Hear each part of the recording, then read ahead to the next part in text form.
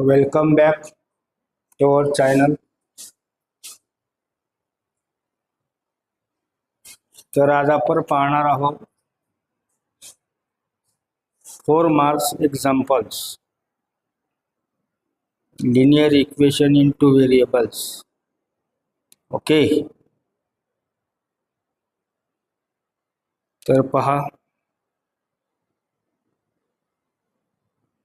पहिलं जे एक्झाम्पल आहे, एक मिनिट.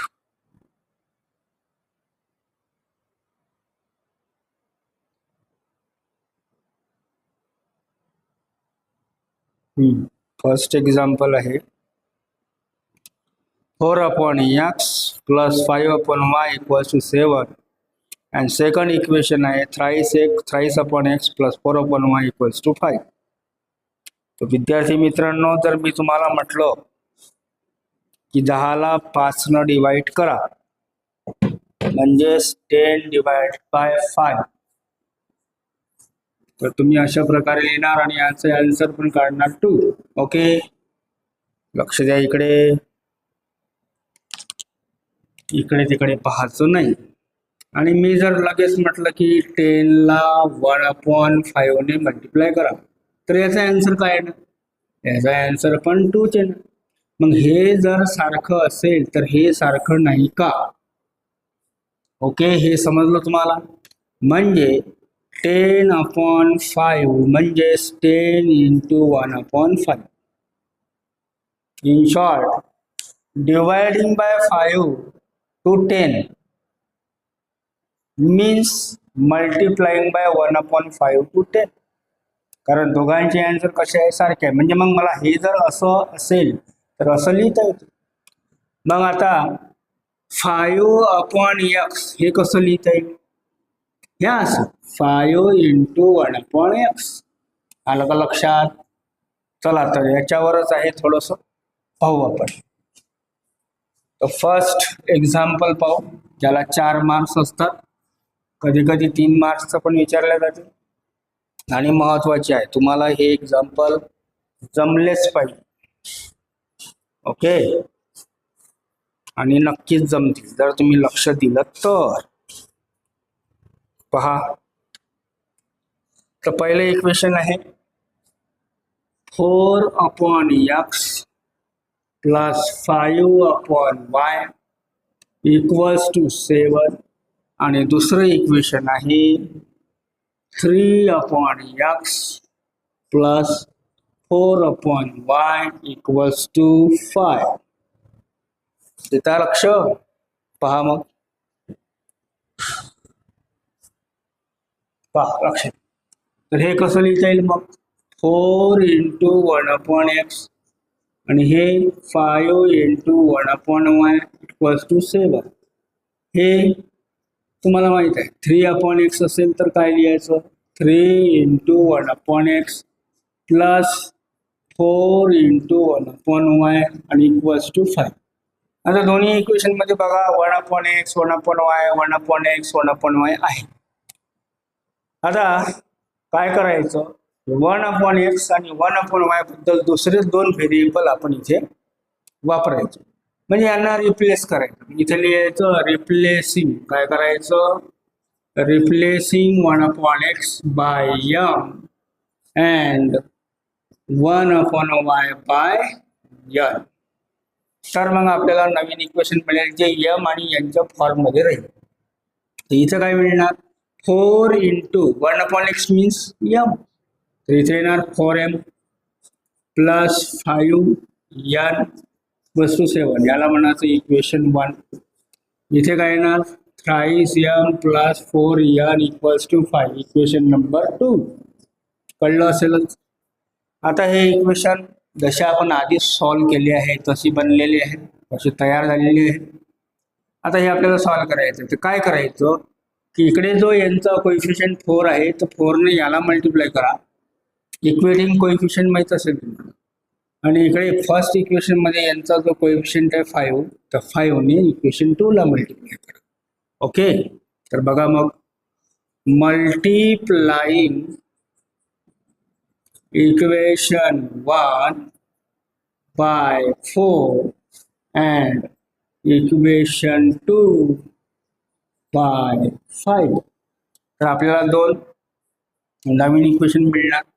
याला आपण 4 न मल्टिप्लाय करू. 4 4 जा 16m, 4 5 जा 20n, 4 7 जा 28. Equation number 3. आणि याला कितीने मल्टिप्लाय करायचा? 5. 5 3 जा 15m प्लस 5 4 जा 20n, 5 5 जा 25. Equation number 4.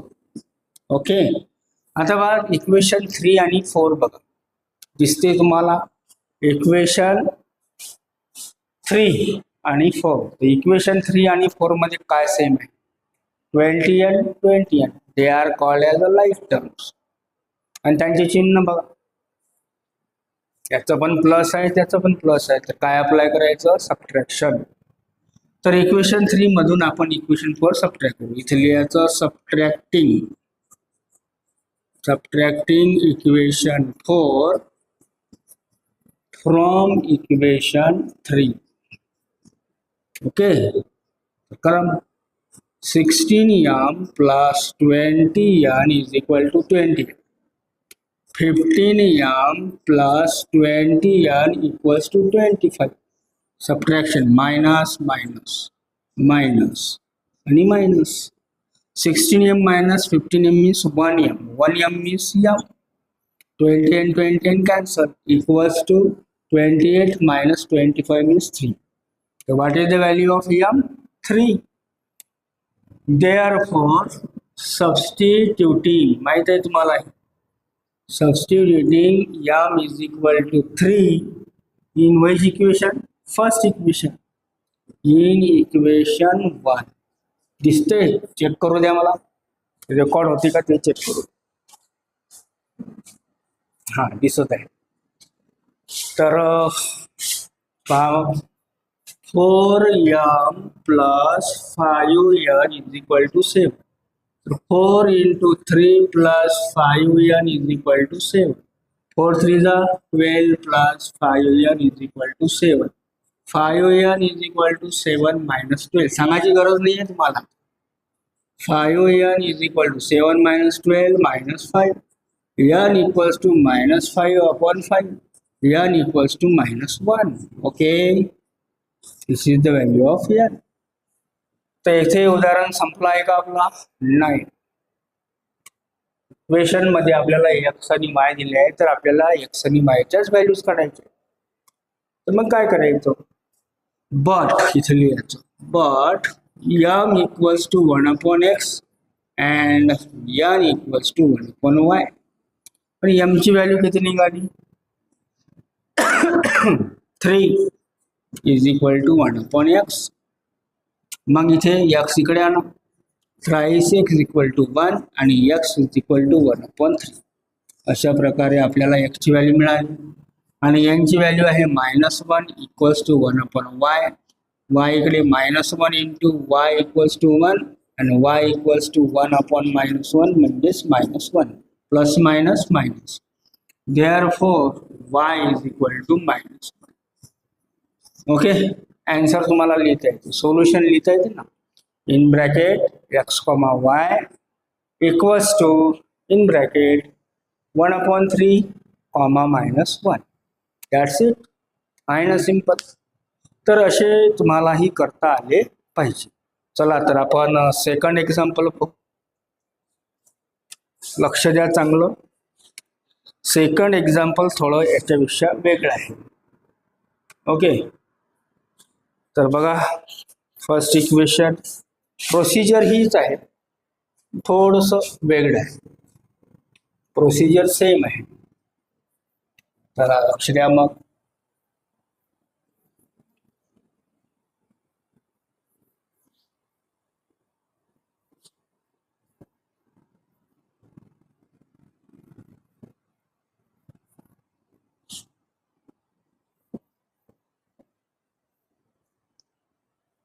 चला तर पहा. तर इक्वेशन आहे, थोडंसं मोठं एक्झाम्पल आहे, त्यामुळे जास्त जागा लागेल. बोर्डवर चला दिसते का पहा, एकदा चेक करू द्या मला. ओके ओके ठीक आहे. चला, तो पहले इक्वेशन है 4/x-y plus 1/x+y equals to 3 आणि दुसरा आहे 2/x-y minus 3/x+y equals to 5. चला आता हे कसं करायचं तर पहा, हे मला कसं लिहिता येते माहिती आहे तुम्हाला. 4 × 1/x-y प्लस इथे काहीच नियम 1च आहे ना, ॲज इट इज लिहायचं. 1/x+y equals to 3. हे इक्वेशन 2 × 1/x-y मायनस 3 × 1/x+y आणि इक्वल्स टू 5. आता काय करत असतो आपण, replacing 1/x-y by m and 1/x+y by n. तर आपल्याला नवीन इक्वेशन मिळणार जे m आणि n च्या फॉर्म मध्ये राहील. लक्ष द्या, गुड, व्हेरी गुड. तर बघा काय करायचं आता मग. देअरफॉर इथे मिळणार 4m प्लस इथे 1/x+y आहे, तर इथे काय मिळणार मग direct n equal to 3. Equation number 1 म्हणजे. आणि इथे twice m minus thrice n equals to 5 equation number 2. आलं ना, आता पूर्वीसारखे झाले. आता इथे बघा, इथे सेकंड इक्वेशन मध्ये यांचा कोएफिशियंट 3 आहे, इथे 1 आहे, तर याला आपण 3 ने मल्टिप्लाय करू. तर मल्टिप्लाइंग, लक्ष द्या, multiplying equation 1 by 3, that means 3. चला मग 3 4 जा 12m, 3 1 जा 3m, 3 3 जा 9. Equation number 3. याला मल्टिप्लाय करायचं काम नाही, कारण आपल्याला लाईक टर्म्स मिळालेले आहे, थ्राईस n आणि दोघांचे चिन्ह बघा, इथे मायनस आहे इथे प्लस आहे. तर तुम्हाला माहिती आहे काय अप्लाय करायचं, ॲडिशन. इथे लिहायचं ॲडिंग इक्वेशन 2 and 3. ओके, चला करा मग. Twice m minus thrice n equals to 5. 12m plus thrice n is equal to 9. चला ॲडिंग करू. ॲडिंग मध्ये चिन्ह चेंज होत नसते. Twice m plus 12m means 14m. Thrice n cancel. संख्या समान, चिन्ह भिन्न, उत्तर 0. लिहायचं काही काम नाही, काटपडणी मारायची अशी. Equals to 5 + 9 means 14. तर m equals to 14/14 means 1. 14 cancel. तर m इज इक्वल टू किती मिळाले, 1. m is equal to 1. Okay, हा चला ठीक आहे. आता लक्ष द्या इकडे. आता काय करायचं, सबस्टिट्यूटिंग. काय करायचं, substituting m is equal to 1 in equation. Wise equation, first equation. Okay, first equation कोणतं आहे, 4m plus n is equal to 3.